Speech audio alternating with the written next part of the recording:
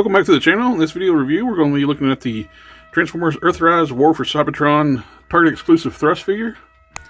Everybody's been searching for this figure. I was lucky last weekend and was having to check my phone and see that the local store had some in stock. I got there, they had 4 on the shelf. I picked up a couple of the figures. I left 2, one for me and one for a friend of mine. On the packaging, we got Thrust, WFC-E26. Some nice artwork of Thrust in his alt mode.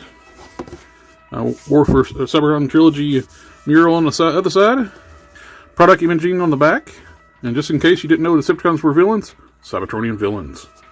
Manufacturing information, warnings, don't eat. On the bottom, more manufacturing information. There's the barcode, if anybody needs the barcode. On the top, you can see if they look at the package, the coder on top. War for Cybertron Trilogy.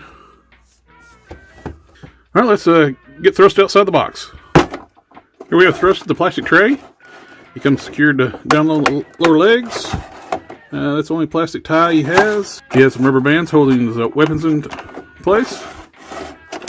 Thrust does come with a nice instruction booklet with nice, clear, clean instructions how to transform Thrust. Goes from robot mode to vehicle mode. And with the Earthrise map and the coder, the code on the Thrust is 0. Alright, one more time. Get him out of the tray. Here we have Thrust completely out of the packaging. He's a great looking seeker design, the cone head seekers.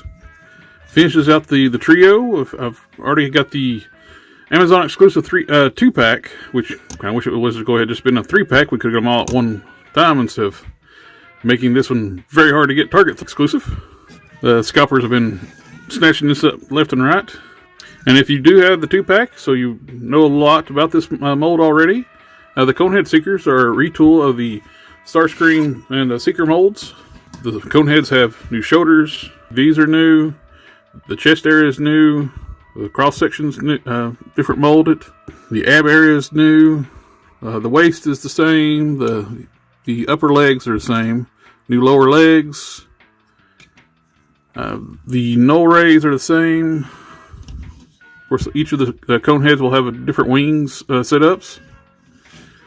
They all share the same style outer head, but different face. Some of them have different faces. Speaking of the 2 cone heads, let's go ahead and bring those in right quick. Here we have all the cone heads together. We got Ramjet, Thrust, and Dirge.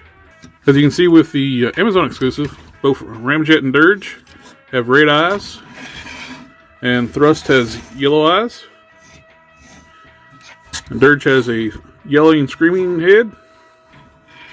Thrust has a more like neutral facial expression, which is the same as on Ramjet. I was really happy to get Thrust to finish up my Conehead Seeker set.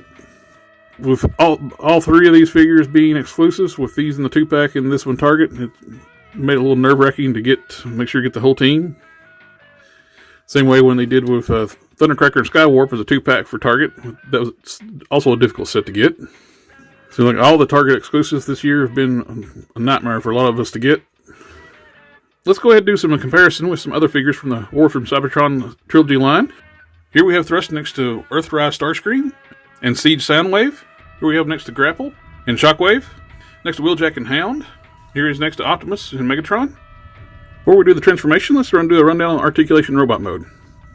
His head is on a ball joint, so he can look up and down. Well, he can look up, look forward, but can't really look down. He's on a ball joint, you can do a full 360. Universal joint shoulders, you can do a full 90 degrees. You can do a full 360 if it didn't hit the wing. Got a bicep swivel.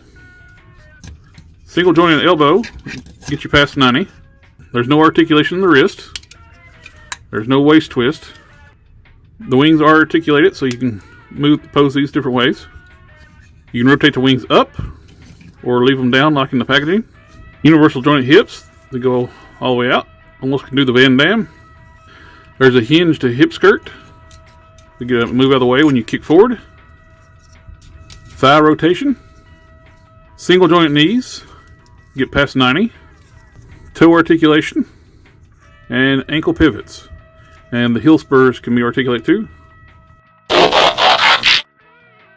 Here we have thrust in his alt mode. It's very reminiscent of the G1 thrust figures alt mode. We got a modified F-15 Eagle with the vertical lift capabilities. Different fins from F-15 Eagle. One thing to be careful when you have thrust in his alt mode, with all three of the conehead seekers, these sections on the legs are painted. There's no landing gear. So when you rest it on you're resting right on that paint. You can easily scratch up these sections if you're not being careful, since you don't have any landing gear. Pretty good transformation. You can't really tell it's a robot folded up too much. I do like the nice little touch that they put the Decepticon logos on the rear fins. And they're tampoed here as well. Actually, I wish they would have tampoed the Decepticon logos fairly larger here. I think it would look nicer. And been nice to have a tampo right here to be more like G1. I know these are not G1, but they look very much like G1. Alright, let's get him back in robot mode. Here we have thrust back in his robot mode. And all in all, I'm pretty happy with this figure. I'm glad to finally finish out my Conehead Seeker set. And if you can find this figure, I highly recommend picking it up. Thank you for taking the time to watch the video. And please like, share, comment, and subscribe. And I'll catch you all next time.